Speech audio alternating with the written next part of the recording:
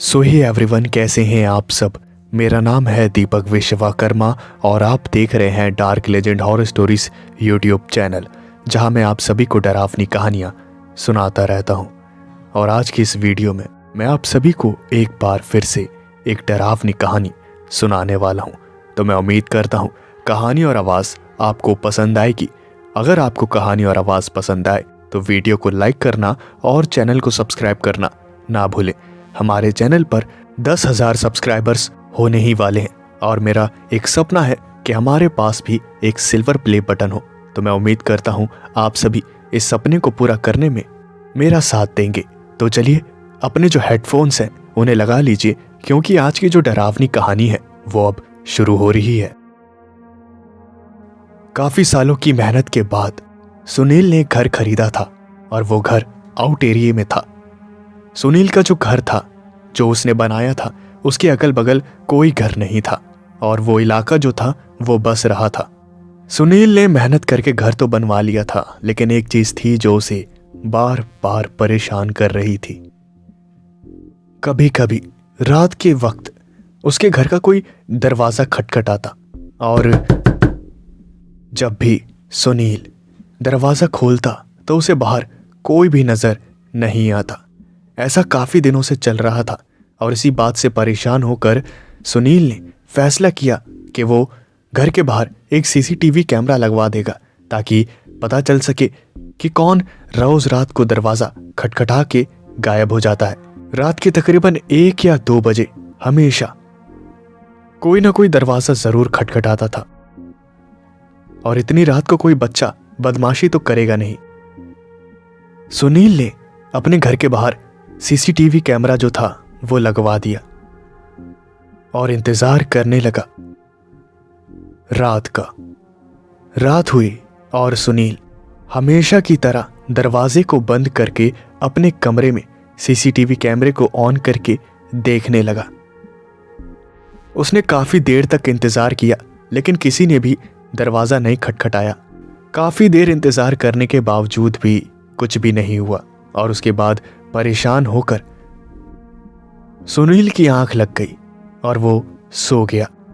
रात के तकरीबन 2 बजे सुनील ने आवाज सुनी, कोई उसके घर के बाहर से दरवाजा खटखटा रहा था। और जब सुनील ने अपनी आंखों को मीचते हुए सीसीटीवी कैमरा में देखा तो उसे अपनी आंखों पर यकीन नहीं हुआ, क्योंकि दरवाजा तो कोई बाहर से खटखटा रहा था, लेकिन सीसीटीवी कैमरा में कोई भी नजर नहीं आ रहा था और ये बात बहुत ही ज्यादा डरावनी थी।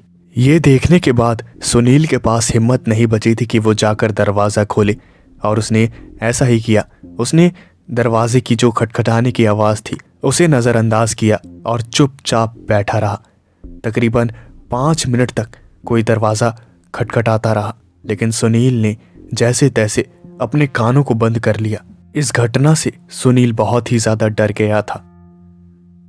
अगली शाम को तकरीबन रात के 8 बजे किसी ने सुनील के घर का दरवाजा खटखटाया। सुनील घर का काम कर रहा था, तभी जैसे ही उसने दरवाजा खटखटाने की आवाज सुनी, तब वो दरवाजे के पास गया। उसने दरवाजे को खोला और उसने देखा कि उसका एक दोस्त वहां पर खड़ा था और उसके दोस्त ने कहा, अरे क्या यार, तूने कहां पर ये घर ले लिया है? इतना आउट एरिया है, बाइक चला चला के मेरी हालत खराब हो गई यार। हाँ, और घर तो तूने काफी अच्छा बनवाया, बहुत बढ़िया है, अब अंदर से दिखाएगा? और फिर जैसे ही ये बात सुनील ने सुनी, तब सुनील ने कहा, अरे भाई कैसी बात कर रहा है, आजा, थक गया होगा यार। सुनील का जो दोस्त था वो आया और बेड पर बैठा। सुनील तुरंत किचन में गया और उसने पानी लेकर ग्लास में डाला और अपने दोस्त को दिया। पानी पीते पीते सुनील के दोस्त ने कहा, ये घर तो तूने काफी आउट एरिया में ले लिया यार, तेरे को इतने आउट एरिया में नहीं लेना चाहिए, क्योंकि मैं रास्ते से आ रहा था तो बहुत सुनसान इलाका है। और फिर सुनील ने कहा, यार अब मैं क्या बताऊं, मेरा जो बजट था वो इतने का ही था और मेरे बजट में कोई ढंग का घर मुझे मिल ही नहीं रहा था। जहां भी देखो सब बजट के बाहर ही जा रहा था और जो बजट के अंदर था वो घर मुझे पसंद नहीं आते थे, तो मजबूरी में यही लेना पड़ा। लेकिन धीरे धीरे यहां पर विकास होगा यार, ऐसी बात नहीं है। और फिर सुनील के दोस्त ने कहा, हाँ ये तो ठीक है। सुनील के दोस्त ने कहा, चल ठीक है ये सब तो, और मैं आज रात को यहीं पर रुक जाऊं, क्योंकि यार मुझे पता नहीं था कि तेरा घर इतना आउट एरिया में है। मैं बहुत देर से निकला और आते आते 8 बज गए हैं। अगर मैं घर वापस जाऊंगा तो 12-1 बज जाएगा, तो मैं यहीं पर रह लूं। सुनील ने हंसते हुए कहा, अरे क्यों नहीं, तू भी एकदम पागलों वाली बात करता है, और अगर तू जा भी रहा होता ना मैं तुझे जाने नहीं देता। देख तेरे दोस्त ने इतनी मेहनत से ये घर बनवाया है, आराम से रह, कोई दिक्कत नहीं है। मैं तो कहता हूं तू 4-5 दिन, हफ्ता, 10 दिन यहीं पर रह। मैं भी अकेला रहता हूं ना, तो मेरा भी मन अजीब अजीब सा लगता है मुझे। मैंने घर तो बना लिया, लेकिन जो घर वाली फीलिंग है ना वो गांव में ही आती है। और फिर सुनील के दोस्त ने कहा, हाँ ये तो तू सही कह रहा है, अकेले जब इंसान रहता है तो घर कितना भी अच्छा हो मजा नहीं आता है ना। कोई नहीं, गांव से अपने मम्मी डैडी को ले आइयो और शादी कर लियो, फिर देखियो घर कितना अच्छा लगेगा तुझे। और फिर सुनील ने कहा, हाँ यार ये तो करना ही है। थोड़ा फाइनेंशियल कंडीशन जो है वो खराब हो गई है, तो मॉम डैड को यहाँ लेकर नहीं आ सकता। जब तक फाइनेंशियल कंडीशन वापस ठीक नहीं हो जाती तब तक तो अकेले ही रहना पड़ेगा। वो दोनों काफी देर रात तक बातें करते रहे, पुरानी बातें और बचपन की जो बातें थी वो दोनों करते रहे। और फिर काफी देर बात करने के बाद सुनील ने कहा, चल यार बातचीत तो बहुत हो गई है, अब मैं खाना लेकर आता हूँ, हम दोनों खाना खा लेते हैं, बहुत देर हो गई है। और फिर सुनील के दोस्त ने कहा, हाँ ठीक है कोई बात नहीं, मुझे भी भूख लगी रही थी, मैं अभी कहने ही वाला था तुझे खाने के लिए। सुनील ने जो खाना था वो डाइनिंग टेबल पर परोसा और उन दोनों ने बैठकर खाना खाया। थोड़ी देर बाद वो दोनों बेड पर लेट गए और सुनील ने टीवी ऑन कर दिया। वो न्यूज़ देख रहे थे और न्यूज़ देखते देखते उन दोनों की जो थी वो आंख लग गई। तकरीबन रात के 2 फिर से बज गए। रात के तकरीबन 2 बजे घर के बाहर कोई दरवाज़ा खटखटाने लगा। सुनील बहुत ही ज़्यादा गहरी नींद में था और सुनील का जो दोस्त था वो खटखटाने की आवाज़ सुनकर खड़ा हो गया।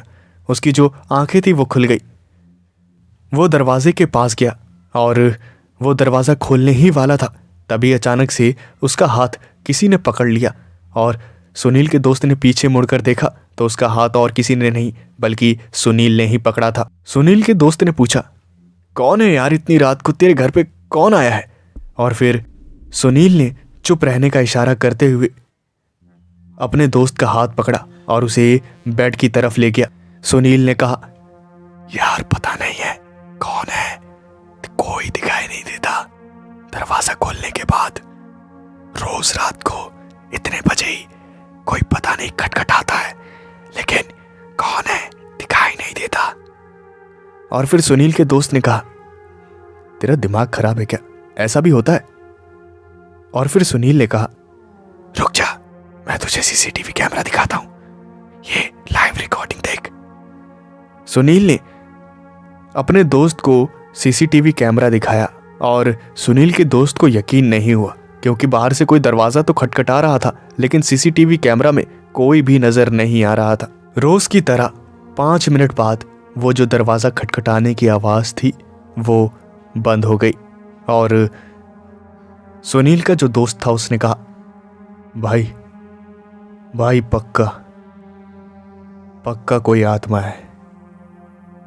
जैसे ही सुनील ने यह बात सुनी तब सुनील ने कहा, अरे यार क्यों डरा रहा है, मैं वैसे ही डरा हुआ हूँ, काफ़ी दिनों से यही हो रहा है, जब से आया हूँ तब से लगभग रोज़ ही होता है ऐसा, पता नहीं मुझे भी कुछ समझ नहीं आ रहा। पूजा हवन भी मैंने घर में करवाया है लेकिन फिर भी कोई असर नहीं दिख रहा। और फिर सुनील के दोस्त ने कहा, यार भूत प्रेतों पे तो मुझे भी यकीन नहीं है, लेकिन जो चीज़ें मैं देख रहा हूँ, मतलब बाहर से कोई दरवाज़ा खटखटा रहा है, लेकिन सीसीटीवी कैमरा में कोई नज़र नहीं आ रहा। तो दिमाग तो एक ही तरफ इशारा कर रहा है ना कि कोई भूत प्रेत है। भाई मैं तो कहता हूँ घर बेच दे।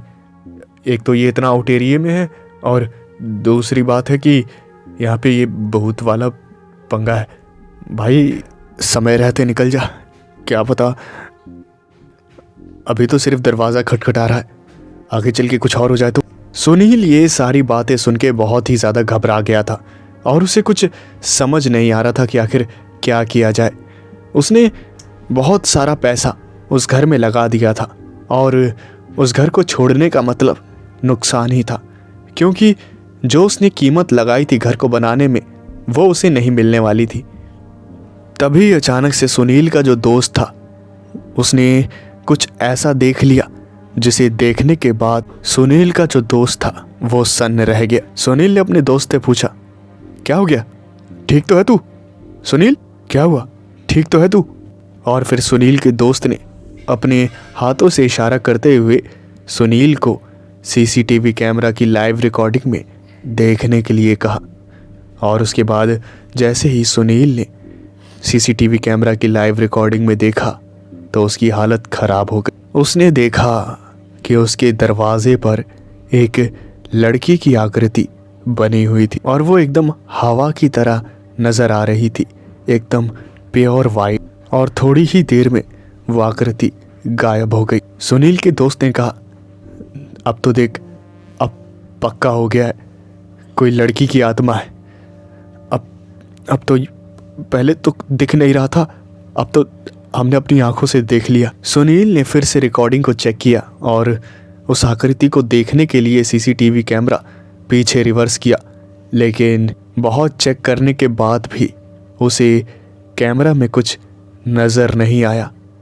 इसका मतलब उस लड़की की जो आकृति थी वो कैमरा में रिकॉर्ड हो ही नहीं। सुनील और उसके दोस्त ने पूरी रात खौफ में बिताई और जो कुछ भी उन्होंने रात में देखा था वो देखने के बाद उनकी जो हालत थी वो खराब हो गई थी। सुबह सुबह कॉफ़ी पीते हुए सुनील के दोस्त ने कहा, अबे तो कुछ सोचा है, क्या करेगा? हाँ मैं तो कहता हूँ देख, जान बचेगी ना तो बहुत घर बना लेगा, समझा? यहाँ पे ये भूत प्रेत का चक्कर है, ये मुझे ये ठीक नहीं लग रहा है। कल को कुछ हो गया तो क्या करेगा? सुनील भी अपने दोस्त की बातों को सुनकर काफ़ी घबरा गया था और उसे काफ़ी टेंशन हो गई थी कि आखिर अब क्या किया जाए। सुनील के दोस्त ने कहा, देख भाई, मैं तो कहता हूँ ना, अपने घर में एक बार हवन करवा ले।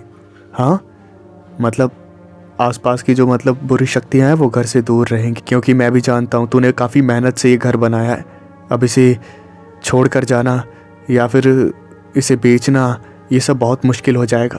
इसलिए आसान बात यही रहेगी कि तू बस हवन करवा ले, पूजा वगैरह करवा ले, समझा? अपने दोस्त की बातें सुनकर सुनील ने ऐसा ही किया और उसने घर में हवन करवाया। हवन के कुछ हफ्तों बाद तक सब कुछ ठीक था, लेकिन कुछ हफ्तों बाद ही वो जो समस्या थी वो फिर से शुरू हो गई। सुनील का जो दोस्त था वो अपने घर चला गया था और वो रोज़ फ़ोन करके सुनील से हालचाल लेता रहता था। कुछ हफ्तों तक सब कुछ ठीक था, लेकिन जब ये सब फिर से शुरू हो गया तो सुनील की जो टेंशन थी वो फिर से बढ़ गई। एक रात ऐसे ही रात के 2 बजे रोज़ की तरह घर का दरवाज़ा किसी ने खटखटाया और सुनील जो था वो उसे इग्नोर कर रहा था और डरा हुआ था। तभी अचानक से बाहर से सुनील का जो दोस्त था उसकी आवाज़ आई और अपने दोस्त की आवाज़ सुनकर सुनील काफ़ी ज़्यादा हैरान हुआ। उसके बाद सुनील तुरंत दरवाजे के पास गया और उसने दरवाजे को खोला तो उसने देखा कि उसका दोस्त वहाँ बाहर खड़ा था। सुनील ने कहा, अरे भाई, इतनी रात को यहाँ क्या कर रहा है? और फिर सुनील के दोस्त ने कहा, नहीं यार, बस ऐसे ही तेरी चिंता हो रही थी इसलिए आ गया। सुनील ने उसे अंदर बुलाया और उसके बाद वो दोनों साथ में बैठे। सुनील ने कहा, यार तुझे इतनी रात को नहीं आना चाहिए था, तुझे पता है ना यहाँ ये क्या पंगा चल रहा है भूत प्रेत का, अगर रास्ते में कुछ गलत हो जाता तो। और फिर सुनील के दोस्त ने कहा, नहीं यार तू टेंशन मत ले, मैं आ गया ना, चल। सुनील बहुत ही ज़्यादा डरा हुआ था और फिर सुनील के दोस्त ने कहा, यार सुन, तुझे घर छोड़ने की कोई ज़रूरत नहीं है। हाँ, जैसे ही ये बात सुनील ने सुनी तब सुनील ने कहा, क्यों यार, क्या हुआ? कुछ दिनों तक तो तू कह रहा था कि ये घर छोड़ देना चाहिए, मतलब, और सच में मैं सोच भी रहा था इस बारे में कि ये घर छोड़ दूँ, इसे बेच के कहीं और देख लूँ। और तभी सुनील के उस दोस्त ने कहा, नहीं नहीं, मेरा फैसला गलत था, तो इस घर को मत बेच, तूने काफ़ी मेहनत से बनाया है। और फिर सुनील ने कहा, चल ठीक है यार, देखते हैं क्या होगा क्या नहीं, और बता घर में सब ठीक है? और फिर सुनील के उस दोस्त ने कहा, हाँ घर में तो सब ठीक है यार। सुनील को ना जाने क्यों अपने दोस्त का जो व्यवहार था वो काफ़ी अजीब लग रहा था, काफ़ी अलग लग रहा था। अक्सर सुनील का जो दोस्त है वो ऐसे व्यवहार नहीं करता था जैसे वो उस रात कर रहा था। सुनील और उसका दोस्त बात करते करते रूम में इधर से उधर चल रहे थे। तभी कुछ ऐसा हुआ जिसके बारे में सुनील ने सोचा नहीं था। उसका दोस्त कुछ बोले जा रहा था और वो चलते चलते अलमारी के पास आ गए और अलमारी में एक शीशा लगा हुआ था। और फिर सुनील का ध्यान गया कि उस शीशे में वो तो नज़र आ रहा था लेकिन उसका दोस्त नज़र नहीं आ रहा था और ये बात बहुत ही ज़्यादा डरावनी थी। तभी सुनील ने अपने दोस्त की चेहरे को देखा और उसका जो चेहरा था वो पूरा नीला पड़ा हुआ था। और तभी सुनील के दोस्त ने कहा, पहचान लिया। और अचानक से सुनील का जो दोस्त था वो कहीं गायब हो गया। उसके बाद तभी सुनील का जो फ़ोन था जो कि उसकी पॉकेट में रखा हुआ था वो अपने आप बजने लगा और सुनील ने जब उस फ़ोन को निकाल कर देखा तो उसके अंदर उसके दोस्त का ही कॉल आ रहा था। घबराते हुए सुनील ने कॉल को पिकअप किया और सामने से आवाज़ आई, हेलो सुनील, कैसा है यार, काफ़ी दिनों से बात नहीं हुई, और बता वो दरवाज़ा खटखटाने वाला जो सीन है वो कैसा चल रहा है? हवन के बाद मैंने सुना कुछ फ़र्क पड़ा है, अब क्या हुआ? और फिर सुनील ने घबराते हुए कहा, भाई तू कहाँ पर है? जिसके जवाब में सुनील के दोस्त ने कहा, अबे कैसी बकवास बातें कर रहा है, इतनी रात को मैं कहाँ पर होऊंगा, अपने घर पर ही हूँ, बेडरूम में, और मुझे नींद नहीं आ रही थी और फिर तेरी चिंता होने लगी तो मैंने सोचा चलो फ़ोन करके पूछ लिया जाए कि आखिर हाल चाल तेरे क्या चल रहे हैं। और फिर सुनील ने सोचा, इसका मतलब वो जो कोई भी वो आत्मा थी। सुनील ने सारी बातें अपने दोस्त को बताई और सुनील का दोस्त बहुत ही ज़्यादा घबरा गया। सुनील के दोस्त ने कहा, देख यार मैं तो तुझसे पहले ही कह रहा था उस घर को बेच के कहीं और घर देख ले, वहाँ रहना ठीक नहीं है, लेकिन न जाने तेरे दिमाग में क्या चल रहा है।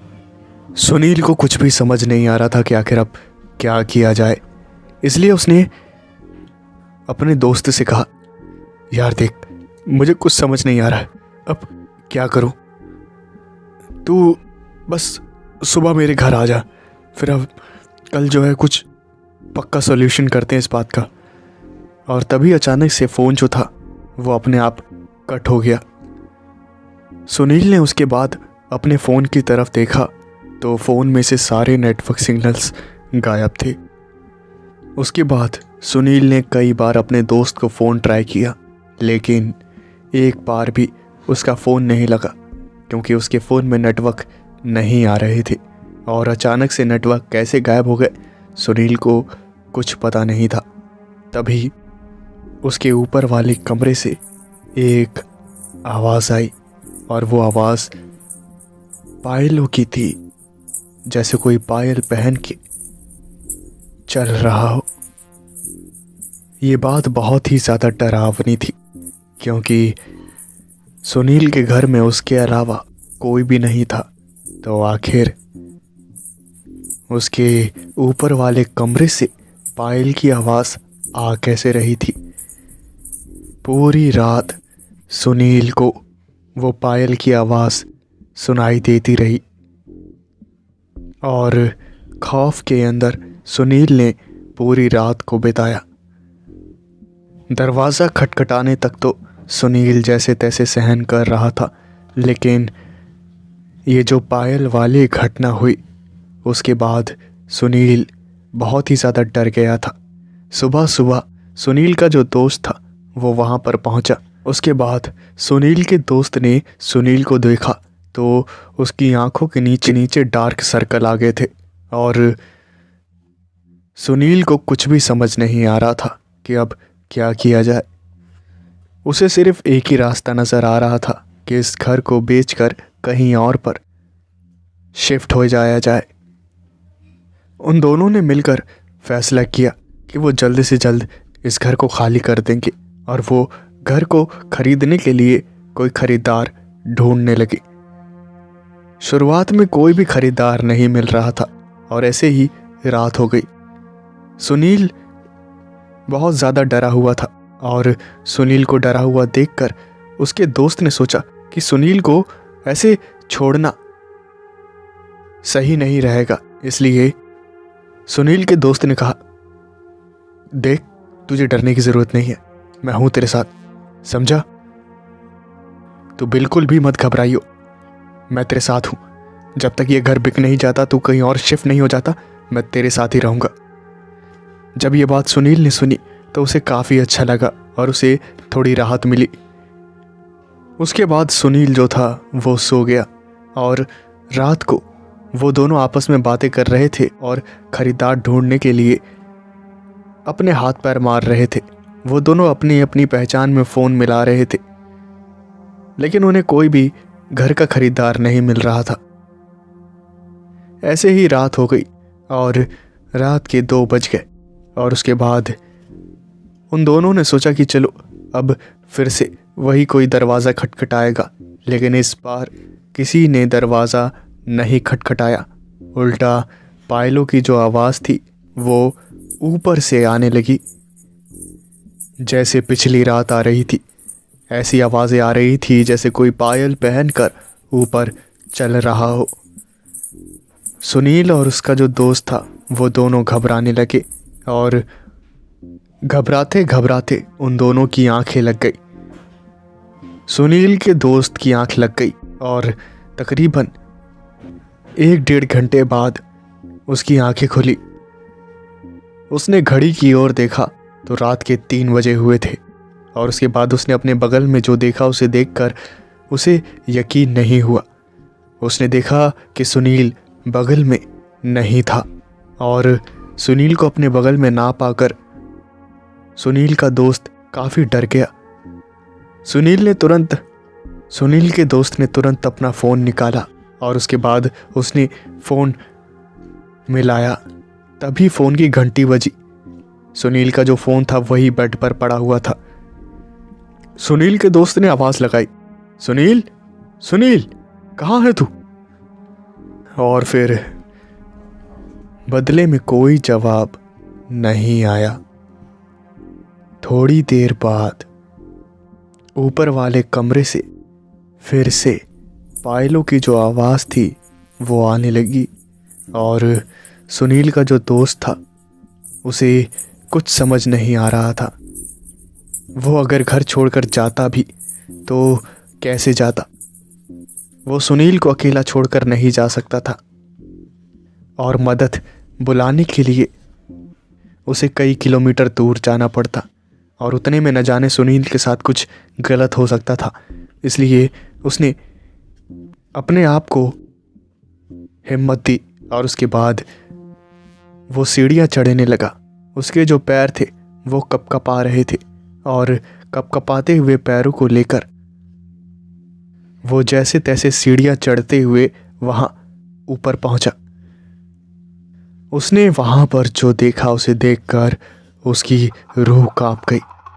उसने देखा सुनील वहाँ पर अपने पैरों में पायल पहनकर इधर से उधर चल रहा था और सुनील को इस हालत में देखकर सुनील के दोस्त ने चिल्लाया, सुनील, क्या कर रहा है तू? और फिर सुनील ने मुस्कुराते हुए अपने दोस्त की तरफ देखा और कहा, दिखाई नहीं दे रहा? मैं चल रही हूँ, चल रहा हूँ। क्या करूँ, जबान फिसल जाती है। सुनील का दोस्त बहुत ही ज्यादा घबरा गया और सुनील के दोस्त ने कहा, तेरा दिमाग खराब हो गया है, होश में आ। और ये कहकर उसने सुनील को झंझोरा और उसके बाद सुनील ने कहा, शर्म नहीं आती? तुम्हारी हिम्मत कैसी हुई मुझे छूने की?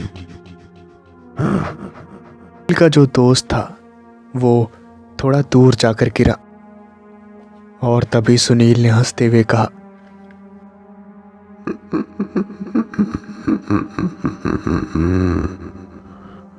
तेरा दोस्त हो गया।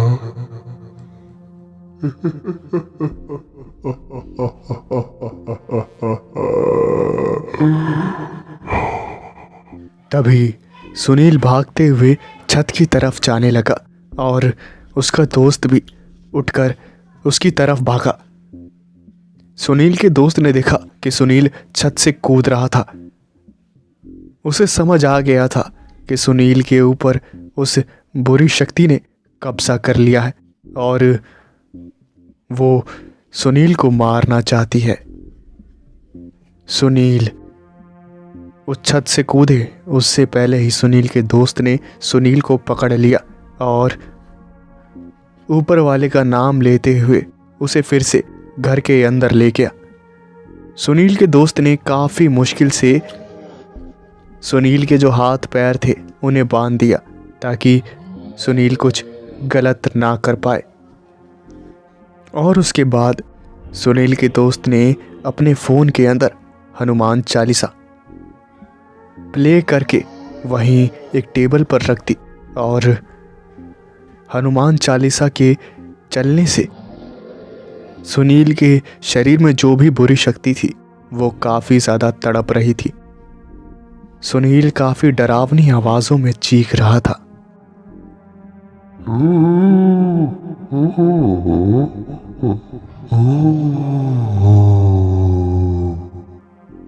सुनील बहुत ही ज्यादा डरावनी आवाजों में चीख रहा था और सुनील का दोस्त वहीं खड़े खड़े सब कुछ देख रहा था। वो मजबूर था, वो कुछ कर नहीं सकता था। अपने दोस्त की ऐसी हालत देखकर उसे रोना आ रहा था और वो फूट फूट कर रो रहा था। पूरी रात सुनील के दोस्त ने उस हनुमान चालीसा को चालू रखा और सुनील का जो दोस्त था वो बेहोश पड़ा रहा। जैसे ही सुबह हुई सुनील को होश आया और सुनील को जैसे ही होश आया उसका दोस्त उसे हॉस्पिटल लेकर गया। सुनील को कमज़ोरी हो गई थी और उसे इलाज की ज़रूरत थी और उसका इलाज चला। इलाज चलने के 2-3 दिन बाद सुनील थोड़ा बहुत ठीक हुआ और उसे उसका दोस्त मंदिर लेकर गया और वो जो घर था वो सुनील ने बेच दिया और कहीं और शिफ्ट हो गया। उसके बाद से सुनील के साथ कुछ भी गलत नहीं हुआ और वो अपनी ज़िंदगी को एक बार फिर से नॉर्मली जीने लगा। जैक एक सीरियल किलर जिसने न जाने कितनी हत्याएं करी थी। वो एक बहुत ही बड़ा क्रिमिनल था। वो एक बड़े से शहर में अपनी गैंग चलाता था और उसकी गैंग गैर कानूनी कामों को अंजाम देती थी। शहर में जितने भी अपराध होते थे उनमें कहीं ना कहीं हाथ जैक का ही होता था, जिसकी वजह से वो पुलिस की मोस्ट वांटेड लिस्ट में शामिल था। लेकिन इस बात से जैक को कोई फर्क नहीं पड़ता था। जैक काफी ज्यादा क्रूर था।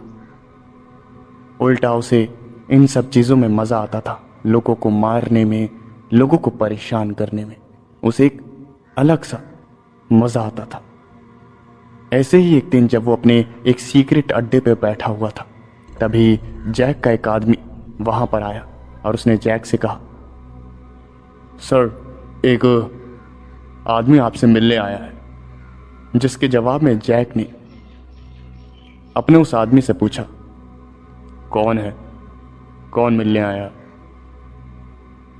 उसके आदमी ने जवाब दिया, सर, कोई वकील है। अब मुझे नहीं पता वो क्या करने आया है, कह रहा आपसे कुछ जरूरी काम है। जैसे ही ये बात जैक ने सुनी, तब जैक ने कहा, भेज दो अंदर। जैक का आदमी वहां से बाहर चला गया और थोड़ी ही देर बाद एक वकील वहां पर आया। उस वकील ने जैसे ही जैक को देखा, तब उस वकील ने कहा, तो तुम्हारा नाम ही जैक है? जिसके जवाब में जैक ने उस वकील की तरफ देखते हुए कहा, यहां तुम्हें मेरे अलावा कौन बॉस नजर आ रहा है? और फिर उस वकील ने कहा, हाँ ठीक है, समझ गया, तुम ही हो। मेरा एक काम है, अगर तुम मेरा काम कर दोगे तब मैं तुम्हें बहुत पैसे दूंगा। जिसके जवाब में जैक ने कहा, काम? अच्छा, बताओ क्या काम है? और फिर उस वकील ने जवाब दिया, एक मर्डर करवाना है एक आदमी का, और मैं तुम्हें उसके $1,00,000 दूंगा। अगर तुम्हें मंजूर है तो बात आगे बढ़ाएं। जैसे ही ये बात जैक ने सुनी, तब जैक काफी ज्यादा खुश हुआ और जैक ने कहा, मुझे मंजूर है, आदमी की फोटो और डिटेल्स मुझे बता दो, फिर तुम्हारा काम हो जाएगा। जैसे ही ये बात उस वकील ने सुनी, तब उस वकील ने कहा, काम तो कर देना, लेकिन मेरा नाम कहीं भी नहीं आना चाहिए, ये मैं पहले ही बता रहा हूं। और फिर जैक ने जवाब दिया, तुम सिर्फ पैसे रेडी रखो, तुम्हारा नाम कहीं भी नहीं आएगा। जैसे ही ये बात उस वकील ने सुनी, वो वकील वहां से चला गया और जैक ने फिर उस आदमी की फोटो देखी जिसे मारने के लिए वो वकील जैक को हायर कर रहा था। जैक ने अपने एक आदमी को बुलाया और कहा, हाँ तुम इधर आओ, मेरी बात सुनो। ये फोटो है, इस आदमी का पता लगाओ, कहाँ रहता है, क्या करता है, क्या नहीं करता, और मौका मिलते ही ऊपर पहुंचा दो इसको। जैसे ये बात उस जैक के आदमी ने सुनी, उसने उस फोटो को लिया और वहां से चला गया। अगले दिन जैक आराम कर रहा था, तभी वही आदमी आया और उसने जैक से कहा, सर, मुझे उस आदमी के बारे में कई बातें पता चली हैं। और फिर जैक ने कहा, तो देरी किस बात की, बताओ, मैं सुन रहा हूं। और फिर जैक के आदमी ने बोलना शुरू किया, सर, ये जो फोटो है वो एक पुलिस ऑफिसर की है और ये काफी ज्यादा बहादुर है, इसने कई सारे क्रिमिनल्स को पकड़ा है। अब तो इसकी उम्र हो गई है, लेकिन अभी भी इसकी ताकत कम नहीं हुई है। और जैसे ही ये बात जैक ने सुनी, जैक ने हंसते हुए कहा, अच्छा, कोई बात नहीं, पता लगाओ कि ये घर कब जाता है और रास्ता इसका क्या है, उसके बाद डिसाइड करेंगे कि इसे कैसे कहाँ मारना है। वो आदमी वहां से चला गया और फिर अगले ही दिन उस वकील का जैक के पास फोन आया। जैक ने जैसे ही फोन उठाया, उस वकील ने सामने से कहा, क्या बात है, वो काम हुआ कि नहीं? अभी तक मुझे कोई न्यूज़ नहीं मिली। जैसे ही ये बात जैक ने सुनी, तब जैक ने कहा, हाँ हाँ, हम पता लगा रहे हैं उसके बारे में, हम एक परफेक्ट प्लान बना रहे हैं और सारा काम होते ही हम उसे ऊपर पहुंचा देंगे। तुम्हें बार बार फ़ोन करने की ज़रूरत नहीं है, हम तुम्हें काम होने के बाद खुद कॉल करेंगे। अगले दिन वो जैक का आदमी फिर से आया और उस जैक के आदमी ने कहा, सर, मुझे पता चल गया वो ऑफिसर कहाँ से घर आता है। वो एक जंगल के बगल वाले रास्ते से होकर गुजरता है और उसकी गाड़ी का नंबर भी मुझे पता चल गया है। अब बताइए क्या करना है। और जैसे ही ये बात जैक ने सुनी, तब जैक ने कहा, तो अब करना क्या है, जाओ अपने साथ कुछ आदमियों को ले जाओ और बीच रास्ते में ही उस ऑफिसर को ऊपर पहुंचा दो। जैसे ये बात जैक के उस आदमी ने सुनी तब उस आदमी ने कहा, सर अगर आप भी चलते तो अच्छा होता। जैसे ये बात जैक ने सुनी तब जैक ने कहा, क्यों, मुझे जाने की क्या जरूरत है? तुमने इतने सारे लोगों को ऊपर पहुंचाया है, उस ऑफिसर से क्या डर गए? ये बात सुनते ही उस जैक के आदमी ने कहा, नहीं सर ऐसी बात नहीं है, लेकिन अगर आप होंगे तब हमें एक सेफ्टी महसूस होती है।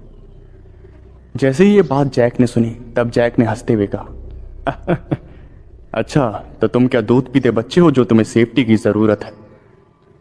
चुपचाप से जाओ, कुछ आदमियों को लेकर 15-20 आदमियों को लेकर जाओ हथियारों के साथ, और उस पुलिस ऑफिसर को रास्ते में ही ऊपर पहुंचा दो, वो सुबह का सूरज ना देख पाए, समझे? और फिर उस आदमी ने जवाब दिया, ठीक है सर, जैसा आपका हुक्म। वो आदमी वहां से चला गया, लेकिन उसके कुछ ही देर बाद उसी वकील का फोन वापस आया। जैक ने फोन उठाते हुए कहा, मेरे लोग चले गए हैं, तुम्हारा काम होने वाला है, काम होते ही वो मुझे कॉल करेंगे और फिर मैं तुम्हें कॉल करूंगा, ठीक है?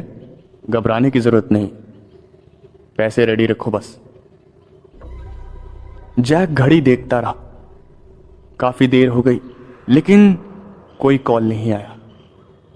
जैक ने न्यूज चैनल खोले ताकि अगर काम हो गया हो तब न्यूज चैनल पर तो जरूर बताएंगे ही मर्डर के बारे में, लेकिन किसी न्यूज चैनल पर कोई न्यूज नहीं आ रही थी। तकरीबन रात के 10 बजे तक जैक इंतजार करता रहा। उसने अपने आदमियों को कॉल किया लेकिन किसी का नंबर नहीं मिला। तकरीबन रात के 11 बजे एक ब्रेकिंग न्यूज आई और जैक ने सोचा कि चलो अब काम हो गया है, लेकिन जैसे ही उसने ब्रेकिंग न्यूज सुनी तब उसके पैरों तले जमीन खिसक गई। उसने सुना कि हेलो एवरीवन, तो ब्रेकिंग न्यूज ये आ रही है कि एक ऑफिसर ने कुछ 15 से 20 गुंडों को अकेले मार दिया है। कहा जा रहा है कि वो गुंडे उस ऑफिसर की जान लेने के लिए आए थे, लेकिन उस ऑफिसर ने बहादुरी का परिचय देते हुए उन 15 से 20 आदमियों को मौत के घाट उतार दिया। पहचान कर ली गई है, कहा जा रहा है कि ये सारे जैक गैंग के आदमी हैं। जैक ने जैसे ही ये खबर सुनी तब उसे अपनी आंखों पर यकीन नहीं हुआ। उसके इतने खतरनाक आदमी जिन्होंने न जाने कितने अपराधों को अंजाम दिया था, न जाने कितनी हत्याएं करी थी, उन सबको सिर्फ एक अकेले पुलिस वाले ने कैसे मार दिया, ये बात जैक को हजम नहीं हो रही थी। जैक ये सब सोच ही रहा था तभी उसका फोन बजा और उसने देखा कि उसी वकील का फोन है। और फिर जैक ने फोन उठाया। सामने से उस वकील ने कहा, अरे तुमने कैसे आदमी भेजे थे, उस अकेले पुलिस वाले को नहीं मार पाए? शर्म की बात है, गैंगस्टर ही हो या क्या हो तुम? देखो अगर काम नहीं हुआ तो 1 रुपया नहीं देने वाला मैं, समझे?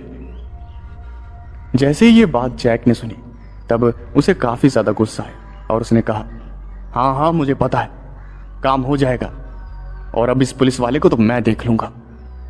यह कहकर जैक ने फोन काट दिया। जैक पूरी रात जागता रहा और उसे इस बात का तो अंदाजा हो गया कि वो जो पुलिस वाला है वो कोई कच्चा खिलाड़ी नहीं है, इसलिए छोटे मोटे आदमियों को भेजना ये समझदारी नहीं होगी।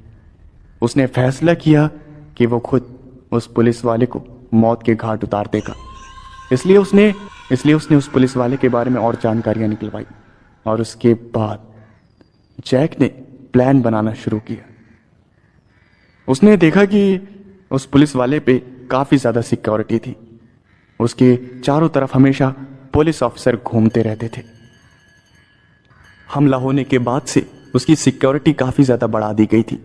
घर आने से लेकर जाने तक हमेशा कई सारे पुलिस वाले उसके चारों तरफ रहते थे और ऐसे उस पुलिस वाले को मार पाना काफी ज्यादा मुश्किल था। इसलिए उसने दूसरा रास्ता अपनाया। अगले ही दिन जैक ने एक स्मिथ नाम के आदमी को बुलवाया और वो आदमी जैसे ही जैक के पास आया, उस आदमी ने कहा, तो बोलिए सर, आपने बहुत दिनों बाद मुझे याद किया। सबसे पहले तो मैं काफी ज्यादा दुखी हूं। सुनने में आया कि आपके 15 से 20 आदमी मारे गए, वो भी सिर्फ एक पुलिस वाले के हाथों। हाँ, खैर कोई नहीं, बुरा वक्त आता रहता है। जैसे ही ये बात जैक ने सुनी तब जैक ने गुस्से में कहा, मैंने तुम्हें ये बकवास करने के लिए नहीं बुलाया, मेरी बात सुनो। मुझे कुछ सामान चाहिए और वो सामान तुम लाकर मुझे दोगे। जैक ने स्मिथ को उस सामान के बारे में बताया और स्मिथ ने कहा, मिल तो जाएगा लेकिन मोटा पैसा लगेगा। अगर आपको मंजूर है तो फिर मैं इंतजाम करवा सकता हूं। जैसे ही ये बात जैक ने सुनी तब जैक ने कहा, हाँ हाँ ठीक है, मैं रकम देने के लिए तैयार हूं, बस सामान लेकर आओ। कुछ ही दिनों बाद वो स्मिथ एक बार फिर से जैक के पास आया और उसने एक सूटकेस जैक को दे दिया। जैक ने उस सूटकेस को खोल कर देखा तब वो काफ़ी ज़्यादा खुश हुआ और उसे अब पता चल गया था कि अब वो पुलिस वाला ज़्यादा दिनों तक जिंदा नहीं बचेगा। जैक ने अपना पूरा भेष बदला क्योंकि वो इस बार वो खुद जा रहा था। उसे किसी भी तरह की कोई गलती नहीं चाहिए थी। अब उसे अपने अलावा किसी और पर भरोसा नहीं था। उसने अपना पूरा भेष एक बूढ़े की तरह बना लिया ताकि उसके ऊपर कोई शक ना करे। जैक फिर उस सूटकेस को लेकर पुलिस स्टेशन के बाहर पहुंचा।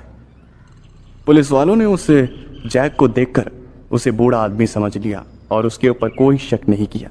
और इसी बात का फायदा उठाकर जैक ने वो जो सूटकेस था उसे पुलिस स्टेशन के पास में एक कोने में रख दिया और वहां से चुपचाप निकल आया।